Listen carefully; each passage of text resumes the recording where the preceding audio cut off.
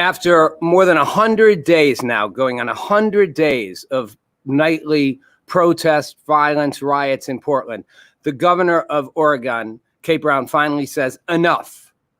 No room anymore for white supremacists or vandals. Doesn't say anything about the rest, but hey, they've had it with the violence.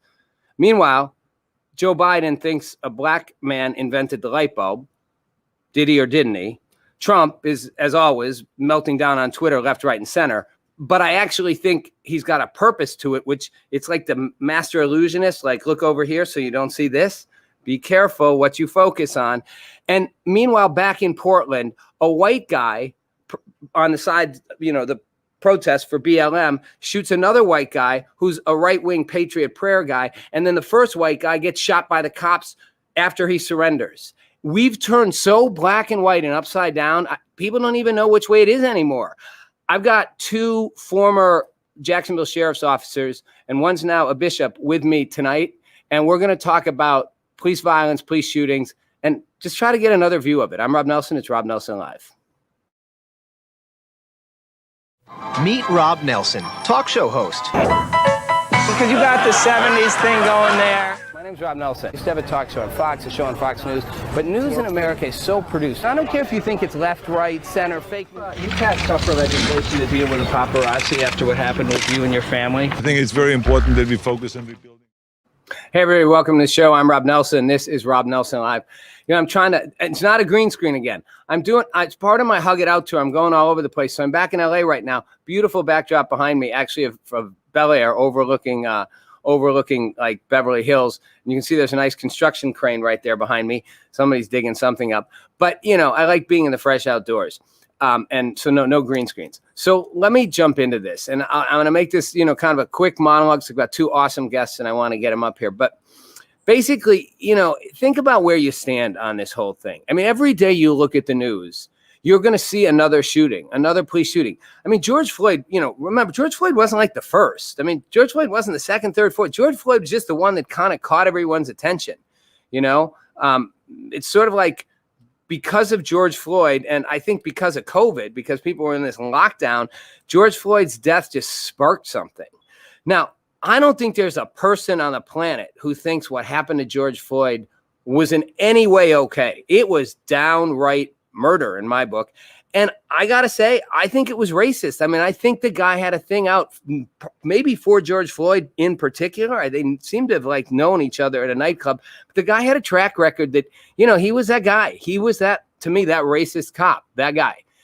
I don't think there's anybody who thinks you can look at George Floyd and make any defense. But not every shooting is like that. And every day we see another shooting, and every day we get more stories. Now, at the point we're getting to, every time a black guy gets shot by a cop, everybody's going to go, it's racist, it's racist. At a certain point, is it? I mean, sometimes, how many of them are? How many of them are justified? And how much does it have to do with black and white? There's a black-white issue. There's a black-white issue in policing. Go into any, black neighborhood that's, like an impoverished community. But you'll see it in Latino neighborhoods too. The police are all over everybody's heads in my book in those communities. They just are. Someone said it really great to me the other day, said, people police these neighborhoods. And good, like neighborhoods like this one behind me, Bel Air, the police serve the community. Neighborhoods like Compton or, parts of Chicago or one side of Milwaukee or part of Jacksonville, the police. And they're always up on people's heads. How racist is that? How much is that about economics? How much is that about power? There was a guy, Daniel Prude, that in March, in Rochester, New York, he ripped his clothes off. They called 911. He was having a mental breakdown. He was not stable. And I don't know what his history was, but he was a mentally unstable person, had mental problems. The cops come. They put a spit bag over his head to keep him from spitting on them, which I guess maybe makes sense. But then he can't breathe and he's suffocating, and they push his head down on the ground for 2 minutes and hold it down, and he dies of asphyxiation. Okay, doesn't really seem like that's appropriate policing. I don't know if it was racist or not. It might have been.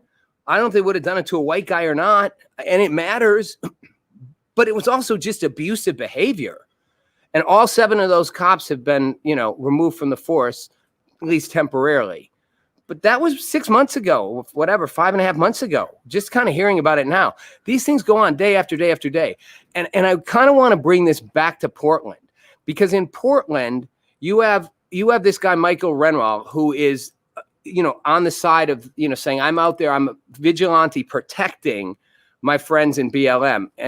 And you have him going out with a gun, and you have this right-wing group. Again, I don't know how right-wing Patriot Prayer is, but it's right. I mean, it's kind of funny. The media always calls them the right-wing groups, and then they just say everybody else is just protesters. I mean, Antifa's a left-wing group. Patriot Prayer's a right-wing group. Both of them are out there to agitate, and bad things are going to happen. But what happens is Aaron Danielson, the Patriot Prayer guy, gets shot. And Michael Renwall, the guy who shoots him, basically admits it. He goes on a show a couple of days ago and says, yeah. He says, I saw the guy, he was arguing, got in an argument, and he had a knife. And he either was going to mace me or stab me if I stepped forward, so I shot him. I didn't hit anybody else, and I left, and it's all good. Well, first of all, that's interesting, because by that logic, if cops did that, we'd all be furious. Like, you can't just shoot somebody because if, they step forward, they're going to do it. Like, did he step forward? Did he attack you? Or was he, maybe you thought he was going to? Either way, the twisted and sort of ironic part of this is that Michael Renwall, who shoots him, goes on the press and talks about it and says, I didn't do anything wrong, has a kind of a troubled past, by the way, ends up in a confrontation with law enforcement as they're apprehending him several days later, now that he's been identified, pulls a gun on the cops, and they shoot him. What a sort of sad, sick cycle of a tragedy. Nobody won. Nobody won in this thing. Everybody just died. And if we don't sort of look at this in a different way, we're just going to have people keep dying. Police are still going to shoot people. Police are still going to feel they have to protect themselves. There's going to be bad cops who do abusive things. There's going to be good cops who go, look, it was a justifiable situation. I had to do it, and I'll do it again. I want to go home. So we got to actually sort of find a common ground. And otherwise, every time a black guy gets shot by a cop, we're going to literally have our streets on fire, and that won't work. I have 2 awesome guests with me today. They're both former police officers and Jacksonville sheriff. And one of them has become a bishop subsequently, and they actually served as partners together too. Narcotics cops, narcotics detectives, Kim Varner and Bishop Antonio Richardson. Thank you guys for being with me. Really appreciate it. Yes, sir. So you guys heard my little opening rant. So I'd like to give my guests a chance first just to respond. If you heard something you didn't like, you say that's BS, or I'm with you there. Either one of you feel, or together, jump on in, and then we'll dive into the rest of the conversation. I actually lost you for a little bit, lost your voice, so I had to log out and log back in, and I caught the end of it. So you only know the last part of what I said. So you all right? That's good. Last 2 minutes. So okay, Pastor or Bishop Richardson. Actually, I concur with what you're saying. A lot of what you're saying is certainly happening, and there need to be some things done about it.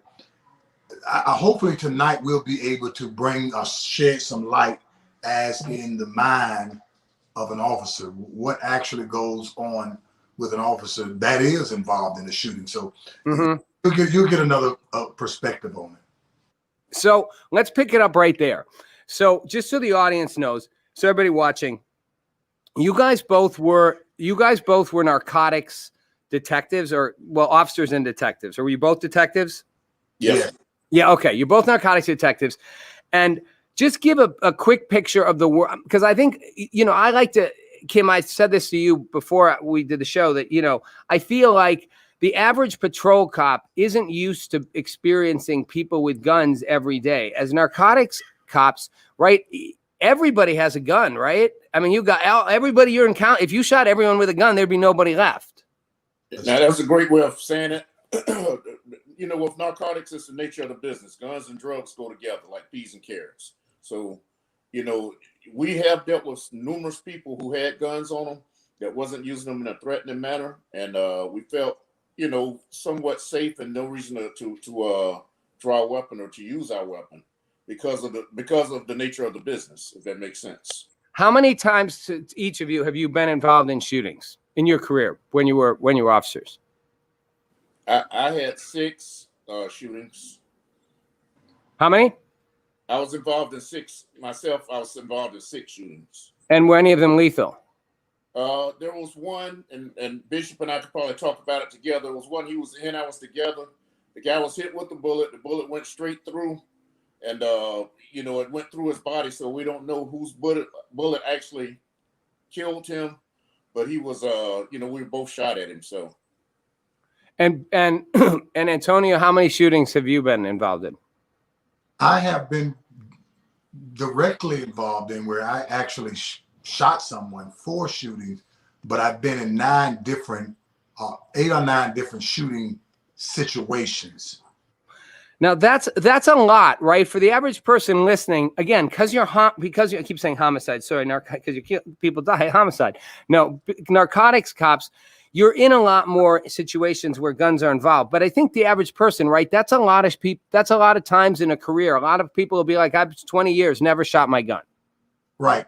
You got to understand the culture of that day and time.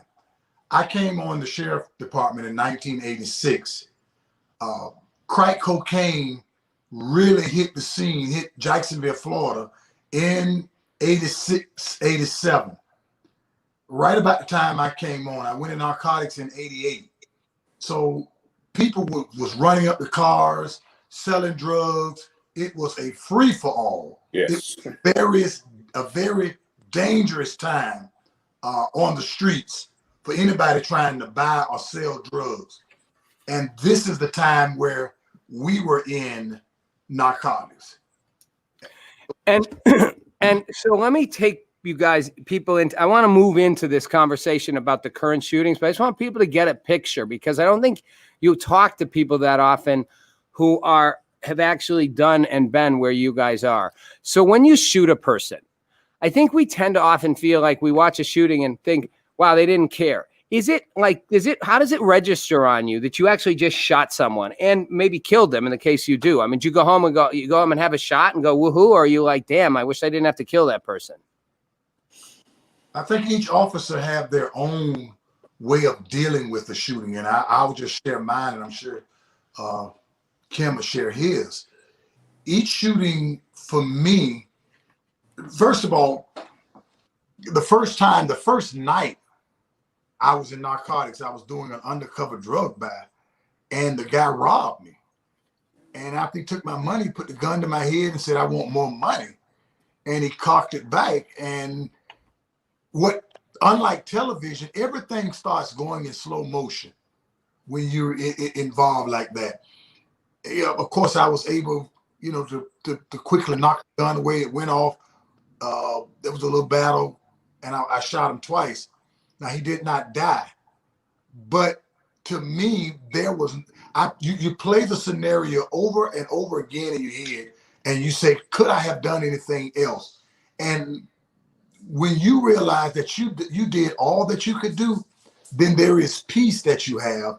And I think every officer that is involved in a shooting that's justified have a sense of peace.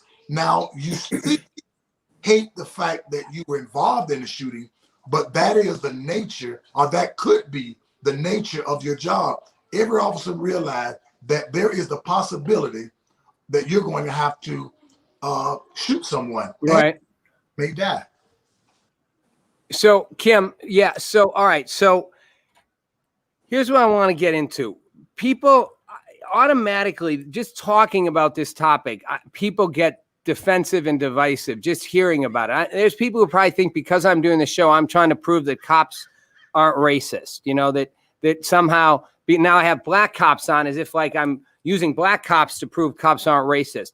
You both would probably, Kim, I know you've said before, you both see problems when it comes to race in policing, right? Or not? Is that fair to say that aside from all the shootings, both in the communities and in police forces, yes or no? Definitely within the community and definitely within the agency. There's a lot of, I don't want to say systematic racism, but there's a lot of racism. Well, It's a lot of nepotism in the department, and if you're not, with that certain people, whether it's promotions or just moving to different divisions or whatever, naturally, they have the favorites and all, and of course, being black, sometimes you get overlooked. And okay, so Pastor, Bishop, do you agree? I mean, is there, when you're looking at this, and you have a congregation, obviously, I think there's clearly problems with race in policing, but I'm not sure that we're right to always focus on every single shooting. That's kind of what I get to, but I want to establish that you guys aren't apologists for saying, no, there's no issues with black people in police, right? You would say there are. Sure, there's definitely racism. And when I came on, there was a lot of resentment. And I won't say it was clear-cut racism, but there was resentment when I came on. And the reason being, there was a push for minority officers to come to force, which meant that a lot of white officers who were waiting, white candidates, should I say, that were waiting to go into the academy, they kind of bumped them aside and said, we need to add so many blacks. So by the time I graduated from the academy, there was a lot of resentment from officers who nephews, as he said, nepotism, nephews and sons who they were trying to get on, who could not get on because here I am, this black officer took their spot. So, there was one class where they actually brought on a large number of blacks, but by the time they got to the field training officer program, they fired them for little things, like they said they couldn't write reports or they didn't have good officer safety, a number of things. So they were right. So yes. And we're getting some user questions, so I'll bring those to you guys. I'm seeing your questions. I will bring them up in a minute. So just again, I want to hammer it home because I don't want anybody watching to think that I'm trying to have black cops come on to say cops aren't racist. You guys both look out there and see. That's what I guess I'm asking. You see the protest, you see BLM. Are you like, go away? Or are you like, no, you guys have a point. Like, I get it. Can I address something first, Rob? I never answered your question when you asked about how you feel after being involved. Yeah. For me, I'm a man of faith, and at the time, Bishop Richardson is my pastor right now, but at the time, and we were partners during this time, but at the time, I attended Bethel Baptist, Reverend McKissick. So what I would do after every shooting, I would call him first and just have a few words with him, and seclude myself from the vehicle, have a few words with him. Then I'm good. I can go talk to whoever I need to talk to, in reference to the shooting as far as the protocol goes, But all shootings, and I don't know if I'm getting ahead of you or myself, but one of the questions is, have we ever shot an unarmed person? Yep. Go ahead and ask it. Someone asked that. Go ahead. Yeah. I've never shot an unarmed person. All my shootings were good, justifiable. Thank God they were good, clean, justifiable shootings. I never shot an unarmed person. There was weapons produced. A lot of times I was in the process of being robbed. So, or they were going to rob me. So let's jump into some of these shootings then. Again, armed is a relative thing, right? And people are going to say, someone said, well, it's different if you're a beat cop. They reflected your point. It's different if you're a beat cop versus a narcotics cop. But at the end of the day, if you're a cop and you're in a confrontation, you're likely to kind of have a part of you that gets scared. And you guys may be more used to it when you were on the force. But I get that people react out of fear. But when looking at some of these shootings, and I know we got a video we're going to show in a minute, Kim, that you have, but looking at, say, Jacob Blake, right? Uh-huh. So Jacob Blake, I don't know. He said he had a knife. Doesn't appear to. When I first watched that, I'm like, what the heck? Why did they shoot him? He said he was going to get a knife in his car. I don't know. He didn't have it. He wasn't pointing it at him. In my mind, it was like you shot him in the back. That's not okay. Your thoughts? My thoughts on that, the Jacob Blake shooting, I don't really think it was a racial shooting. I think it was more of a scared to engage Blake, a fierce type shooting. They had already engaged with him. He fought his way away from him. If they're walking that close to him, they were 5 to 6 steps behind him. In police, they train you in the academy and everywhere else that if a person has a knife, you want a distance of at least 21 feet because they can cause great bodily harm or maybe kill you if they Mhm. close that gap, and they can close that gap a lot of times before you can get a good shot off on them. So But you they're feel moving. their mistake was getting that close, like, right? They screwed up though, right? They shouldn't have ended up shooting him in the back, right? Or What I'm I mean, saying, it just seems wrong. what I'm saying is, I don't think this is just me, and from what I could tell looking at the video, I don't think he had a knife in his hand already. No, I don't think he did. I think he would say he was reaching He for it. was getting one out of the truck. So they shouldn't. If he would have had a knife on him, that was my point for bringing up. They wouldn't have been that close to him. I think they were scared to engage with him. Once he got to the car, shooting him in the back was a cowardly move, in my opinion. You know, I think that was a bad shooting. But What do you do? It was a cowardly Kim, what do you do in that situation? What would you do? I would have engaged him the minute he got back off the ground after he got away from me. I would have got right back on him. You mean with your hands, not with your gun? With my hands. I wouldn't even have my hand drawn at that point if he doesn't have a weapon on him. If I don't see a weapon visible, I'm not even pulling my weapon. I'm going hand-to-hand combat. Right.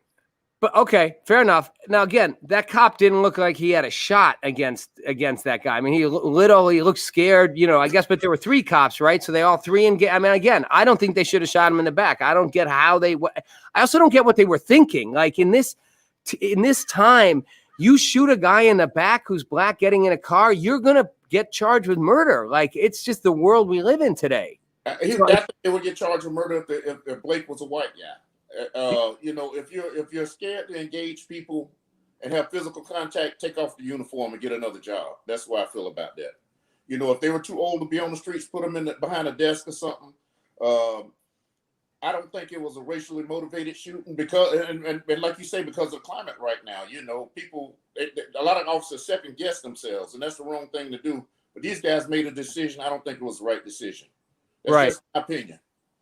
Yeah, and I think, and I'm just saying, I think if I'm that cop, like the minute I pull that trigger, I got to be thinking I'm shooting a guy in the back in a climate, and I'm literally, this is going to be all over the national news. My chances, even if I'm justified, are really slim right now. Yeah. That's why I think, what were you thinking? Like he must have just lost control, like, and just like fired all those shots in, like, I don't know, terror or something. But maybe was he scared because he was a black guy? Because, you know, a lot of people, I think a lot of white people are scared of black people. I mean, especially if they're big, even cops. Is that fair? I mean, is that accurate? I think a lot of black people are scared of black people. Let me address the elephant that's okay. Take it on. I'm gonna be very honest with you. When I was an officer, when I approached, and maybe this because of the stereotypes, what we see on television, the shows like New Jack City, where you see black drug dealers, maybe all of that is embedded in our minds somewhere. But when I stop on a traffic stop, let's just say a couple of white guys, I am a little more, and I don't want to sound too iffy, but I'm a little more comfortable and not as fearful when I stop 2 white guys, even though I know they have the potential to kill me, to do anything. I understand that. But when I approach black guys, there is a greater degree of fear. Now, as an officer, I need to be able to combat that fear. I'm not going to do anything hasty. I'm not going to do anything out of the norm. But in the back of my mind, I tend to have been a little more cautious because of the encounters that I had. Let me tell you about an encounter I had. You talked about, when I was in a shooting, the last shooting that I was in narcotics, that was a fatal shooting. I requested to go back to patrol. I had been in several shootings, and I needed to just go back to patrol. I had 2 small children at the time. I just didn't want to continue to put my life in danger. They sent me back to patrol on the midnight shift in relatively what I thought was a slow zone, a comfortable zone. Not much really happened. It's midnight shift. I am driving around now. Mind you, the young man that died as a result, and he tried to rob us and shot at us and everything. So the shooting was justified. But the young man was 18 years old. 18-year-old boy is gone into eternity. That's on the back of my mind. I'm on the midnight shift, and I'm saying to myself, well, at least I'm out of that environment. 2 nights into the midnight shift, a young black guy runs across my police car, in front of my police car, should I say, shooting at another kid. He's so engaged in the shooting, he don't even see me. Of course, I slam on brakes. I jump out of the car, I yell, police. He has a gun. At that point, I could have shot him. But in the back of my mind, because when you're in a shooting, their brother and their mother are going to call you and tell you what you should have done. They're going to do that. They're going to, they're going to say, you should have done this, you should have done that. Right. So here I am as an officer, I'm not going to shoot because I am terrified of getting involved in another shooting. I chase the guy. We run behind the house. He trips and falls with the gun in his hand. I'm about 8 feet away from him. Clearly, I could have hit him. But I am second guessing myself. I tell him to drop the gun. He never dropped the gun. Son, please drop the gun. When he saw my hesitation, he jumps up and run. When he ran, I chased him. And as soon as he got behind the house, he was waiting and ambushed me, shot at me 8 times. I could feel the bullets going around me. I hesitated because there is that Monday morning or Tuesday morning, whatever the day is, quarterbacking that somebody's going to do that's never been in law enforcement or somebody in law enforcement who've never been in a situation. See, you go to the academy and you learn how to shoot. You're shooting at a target and the target is not shooting back. The stress level is not where it is. Right. Actual gun. So quickly, did you end up shooting him? No, I never shot.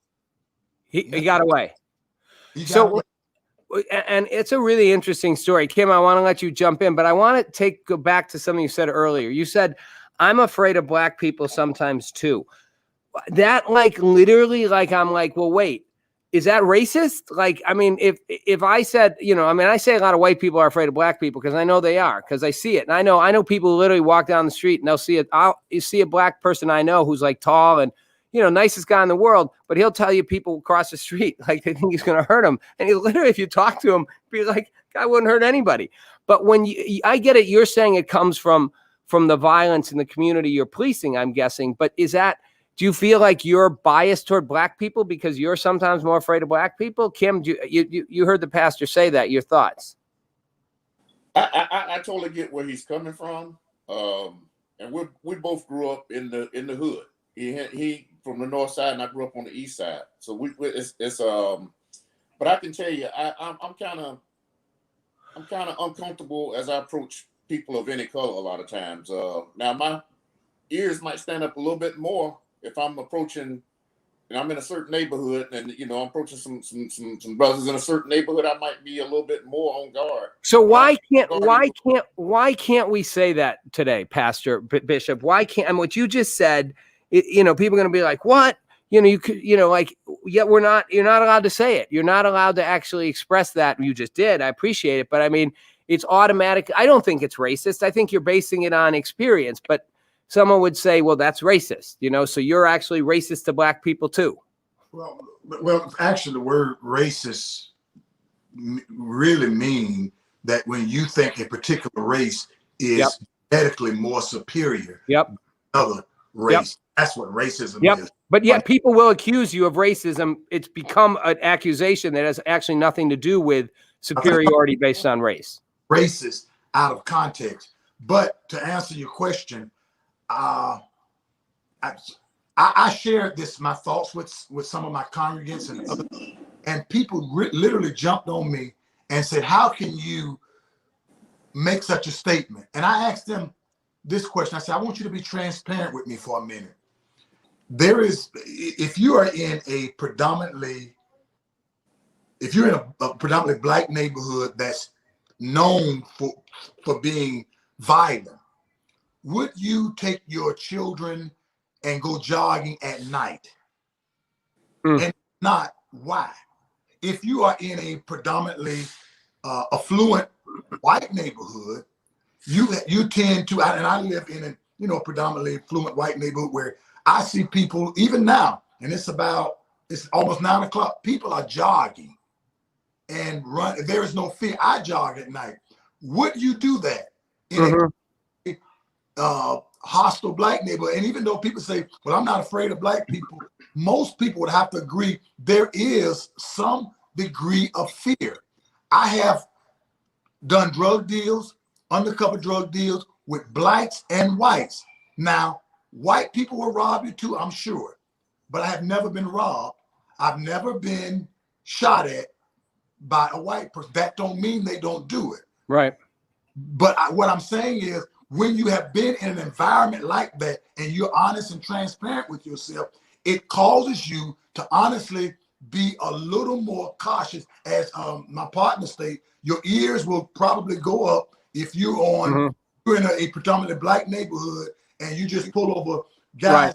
Look the part. Now, if you, my ears don't go. Let me say this: my ears, as my partner would use the term, don't go up, and I wasn't fearful if I pull over a black person that, you know, just kind of like an average look. But if you got your music up loud, and I tell the black kids all the time, if you are looking like a gangbanger, expect to be treated like one by the officers.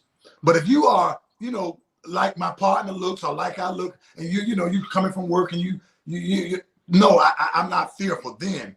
But when I pull up, so let me interrupt for a second, Bishop. So this is really fascinating conversation, by the way, and I appreciate what you guys are saying.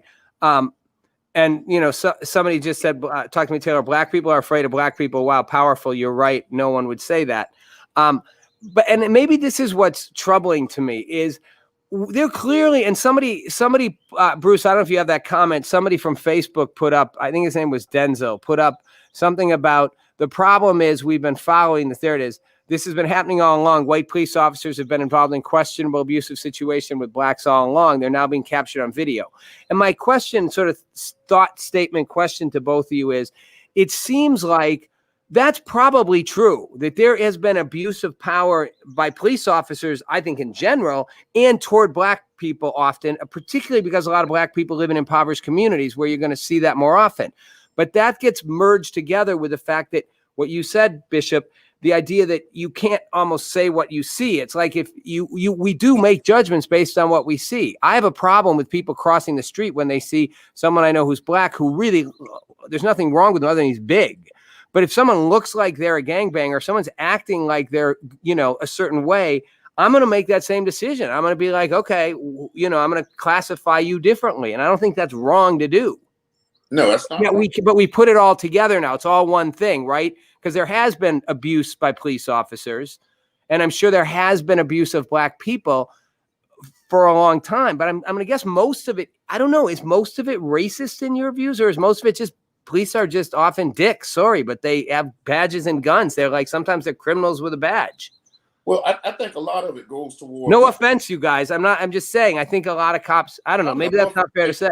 No offense taken, but I think a lot of it goes towards police culture. If you remember, and I know everybody listening wasn't privy to this conversation, but if you remember what Chief Burton said about he and his wife came out of a restaurant, saw two black guys coming, and they kind of, when they had gotten in the car quick before the guys got to them, and they're black, you know. So it's kind of like what Bishop was just saying. But I think a lot of it is a police culture. There is a lot of abusiveness going on, whites against blacks in different places on the police department. And like, that was my brother who sent that comment in, by the way. But that was his, you know, it's been happening all the time. Now it's being filmed. And that so was your brother that sent the video. comment in about the white being filmed? Right. He's an ex-officer and he's a bishop. He's a police pastor now as well. So do you agree with him or disagree with him? I agree with him. There is a lot of things that happen, but at the same time, and I got to speak the truth on this. There's a lot of and what you see a lot of, Rob, is you'll see officers riding in a pack, and be 4 or 5 white officers, 2 or 3 white officers. They won't get out one-on-one with a black person and abuse them, but if they got a group of them, they will take advantage of the situation. I say it that way, and there might even be a black officer there present with them because it's police culture. It's not just the fact that, you know, even though you're black officer, you're there with them, but now we're blue. We're not black and white, we're blue. Why don't we have a database? Someone said this to me the other. Why don't we have a database? Like, if you're a bad cop somewhere, right? And you get knocked off your force, you could go to another state and get hired, right? If I was a doctor and I did bad stuff in California and I went to Wisconsin, they'd have a record and be like, no, you don't come here. You're a bad doctor. Like cops, right? You can be an abusive cop and just move, right? There's no national database, right, to track it.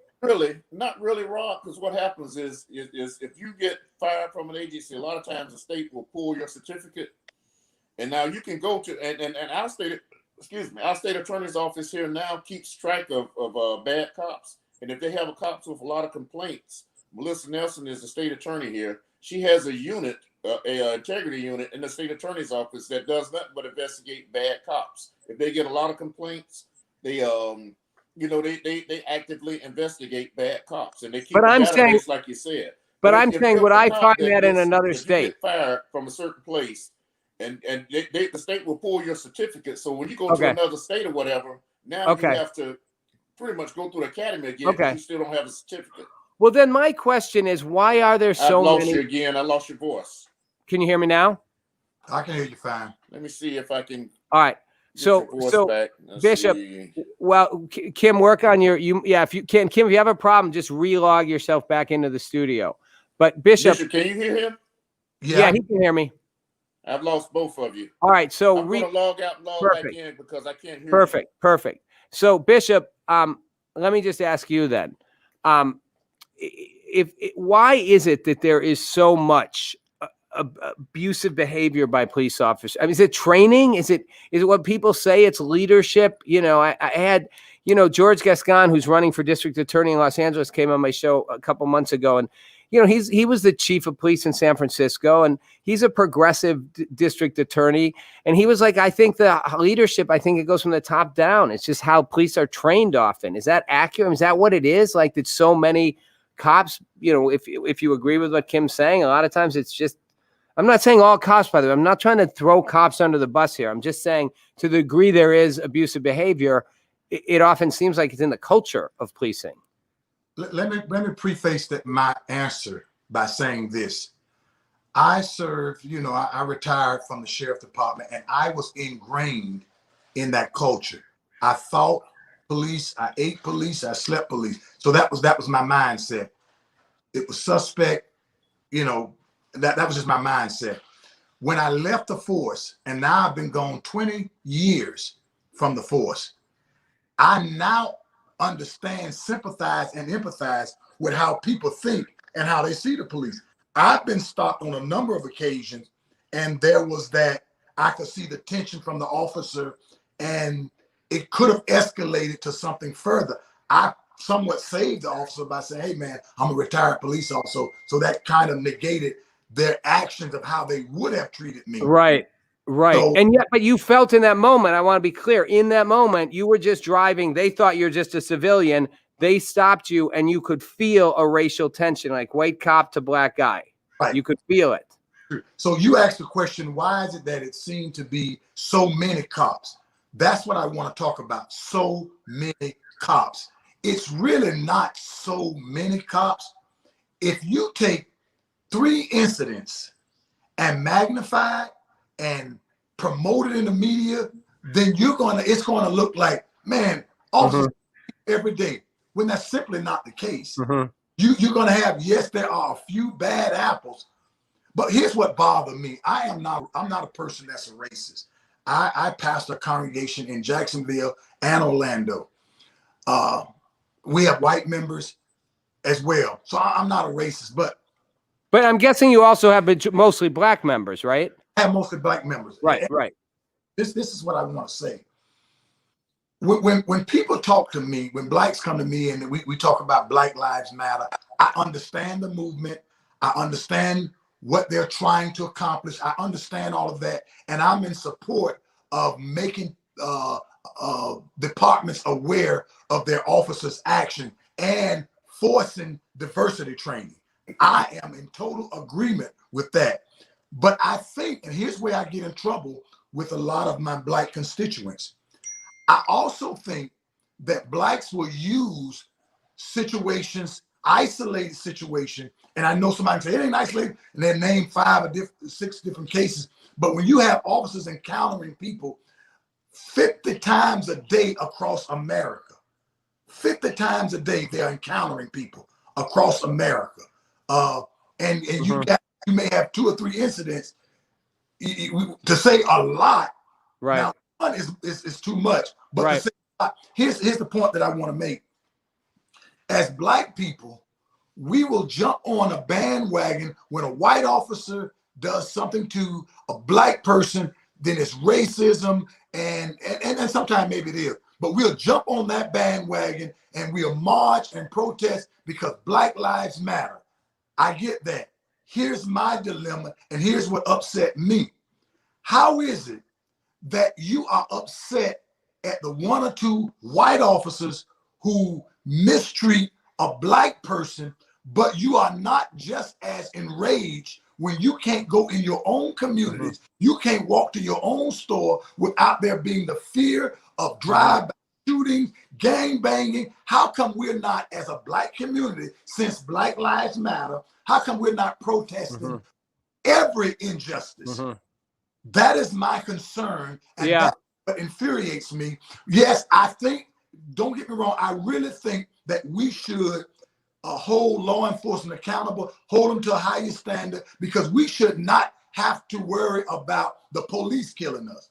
But at the same token, now that we got the attention of the community and everybody's concerned about black lives, let's look at all of this that's going on. You know what? But I'm gonna take a shot at answering that question. And I don't know that it's a very popular answer I'm about to say, but I think part of the reason for that is, and I can't speak to, why, like, say you're, in your community or your parishioners, or, you say, why aren't you as upset by that?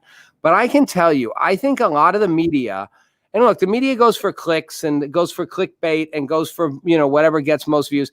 But I think a lot of the media, and I do think in some cases, I've said, I'm not trying to be left or right, Democrat, Republican, but I do think in some cases, black people are particularly hijacked by politicians and used as sort of not individually as a prop, but just in general. Joe Biden's comment, if you ain't black, you can't be black, you wouldn't vote for me. Like this sort of thing. And I feel like in the media, even I watched a news story, I think it was on CNN, where it was like, it was Don Lemon who got mad that Terry Crews, the actor, it was black actor, said, we should be worrying about all black lives and we should be worrying about the violence in black communities because that's a lot of black and brown brothers and sisters dying.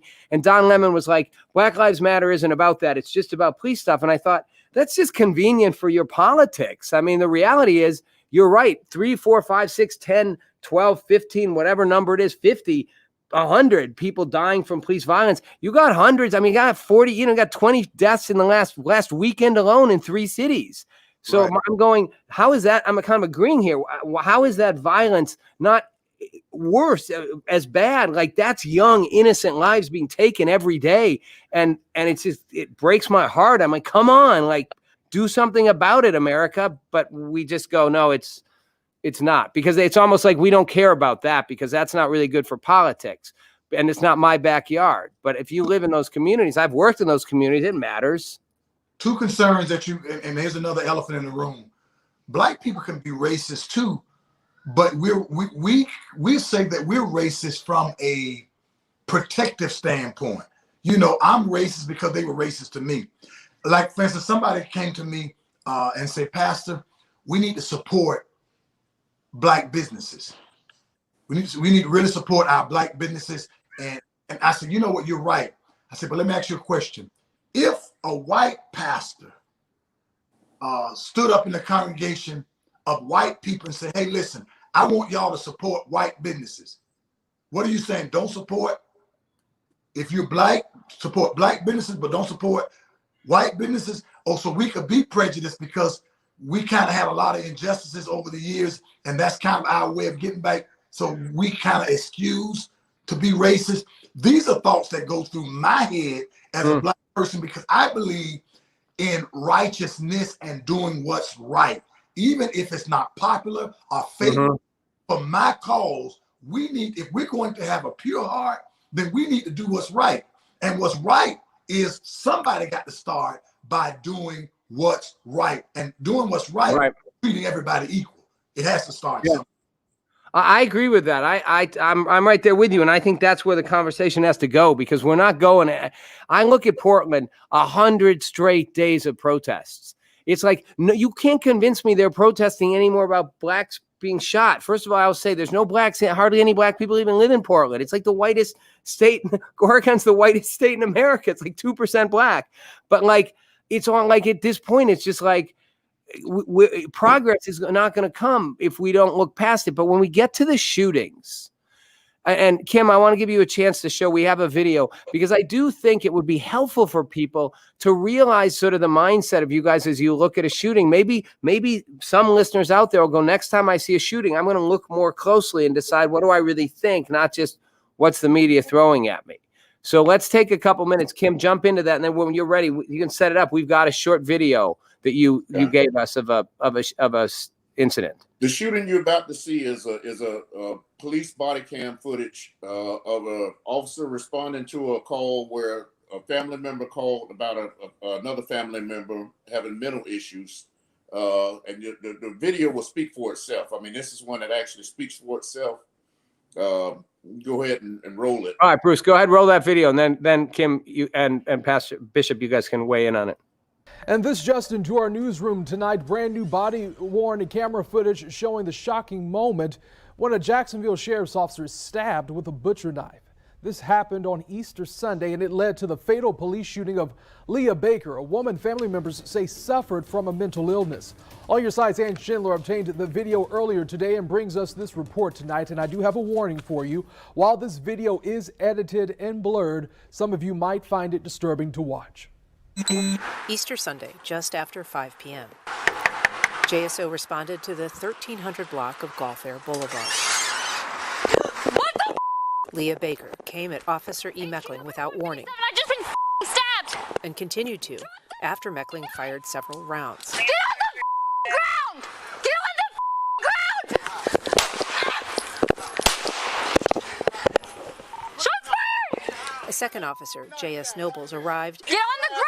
Get away from that knife! And fired multiple shots at Baker. But she continues to ignore police commands and even begins punching the police canine. Let go of my dog! Baker was later pronounced dead at a hospital. Her case is one of 14 officer-involved shootings recently deemed justified by the state attorney's office. Ann Schindler, First Coast News, on your side. All right. So Kim, I'll let you jump in on, just so everybody watching knows. Last week, I think I brought up the fact that it was just recently that the prosecutor's office cleared these 14 shootings, and they did it very quietly, which I had a problem with. We'll get to that. I don't know why they did it so quietly. They kept it under the radar, but maybe it's for politics. But let's talk about that shooting. And again, take it from there, Kim, because I know you wanted to use that as sort of an example. Well, if you would, I'll address the issue of keeping it in police investigations. They keep things. They investigate the case before they release any findings. So that's one reason why I think that they kept it. It wasn't that they were trying to keep it on the low or keep a hush hush on it. They just investigated these shootings and they came out with the answers, and they released the answers when they came out. On this particular shooting, you can see the female officer going up to the door. You can see the closeness in it because you can see her hands as the lady comes running out the house with that knife. That's why the distance is 21 feet. And a lot of people don't understand that. If a person has a knife, it's a lot that goes on in police work that if you're not a police officer, you haven't been trained to understand certain things, certain tactics that we use, certain reasons for justifiable force, our force matrix, the level of force that we use. There are certain things that you don't understand because of that. And I invite people to do a ride along with your police department, wherever you're living, do a ride along with the police and just see, how things go in there. Ride in that car with them and get an idea of what really happens out there on the streets. A lot of people have their own mind, their own, idea of what happens and all. This particular shooting, I mean, that was pretty close. The lady, the officer got cut. She actually cut the officer. They took certain parts out of that video because it was graphic, but also actually got cut. she was able to get away from him and close the distance and actually, eliminate the threat. When the other officer who showed up, the sergeant showed up, she had already dropped the weapon. You saw her pick it up and run to attack him. He was 8 feet away from him. He picked it up and went to run to attack, and he's yelling, "Drop the weapon!" when she bent down, and then end up having to kill him. So how does that play into what happened, say, at the Wendy's in Atlanta? Because there you had a guy who, again, my first reactions to seeing that were, why did he shoot the guy? Like he's running away, he's got a knife, but I guess he'd taken his stun gun at that point, right? But he's like, why'd you shoot him?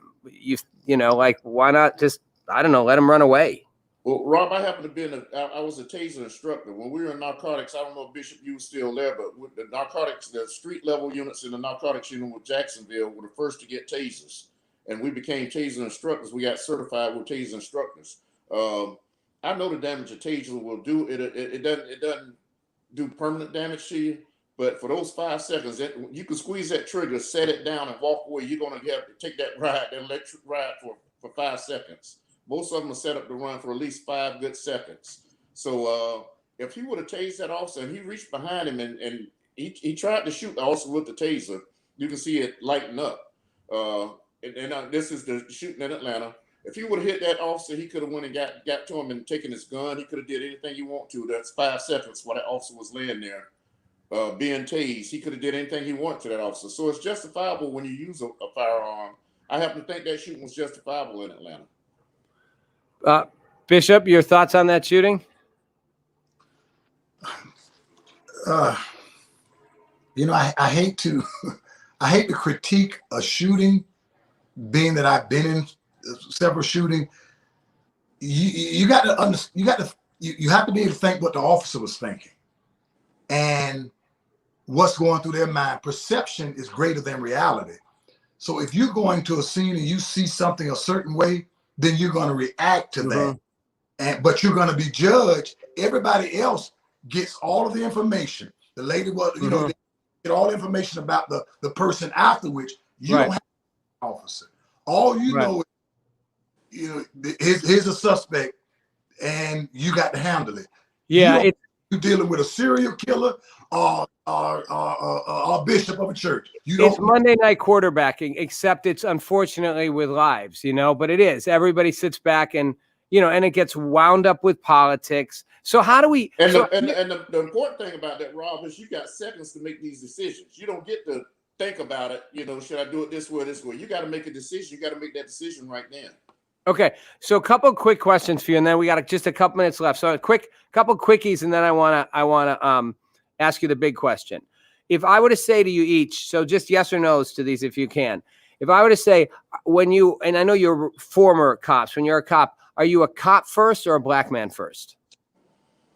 I'm going to always be a black man first. I have no choice. I'm always be a black man first. Okay, Bishop. I'm sorry I keep calling you pastor. I feel like I'm not trying to downgrade your title. I think you're playing with the word. I think you're playing with semantics there. Am I a black man first? Well, I'm asking because people say you can't be, you got to be black, not blue. You know what I mean? Like that idea. We're black and blue. You're black and blue. Yeah. Well, here's my answer, and I hope it don't sound political.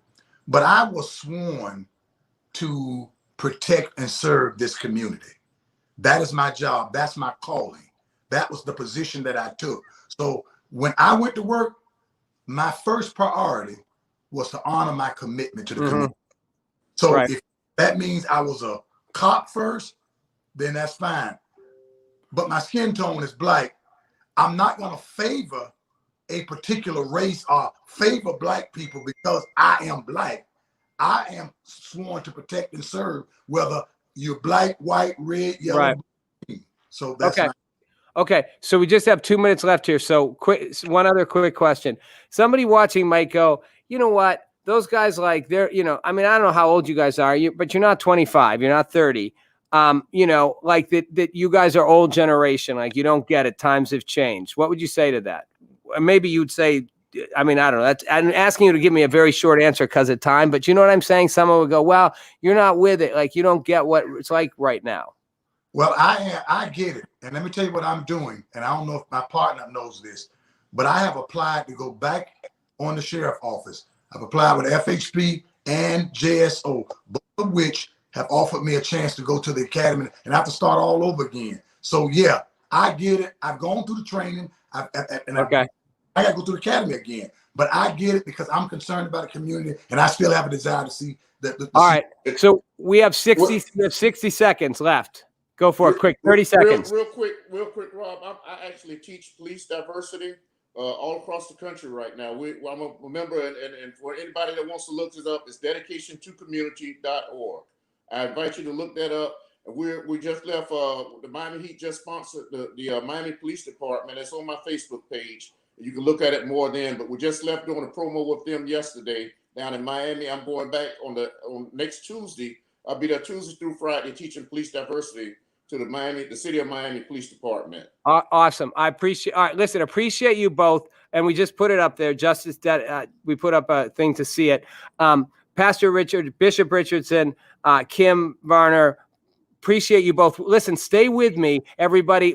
Our stream ends, but we stay on an after stream for just a couple minutes with our Reddit users who can kind of keep engaging. So if you guys don't mind, if you got 5 more minutes, 3, 4, or 5 minutes, it'd be great. Everybody, thanks for watching. I'm Rob Nelson. It's Rob Nelson Live. All right.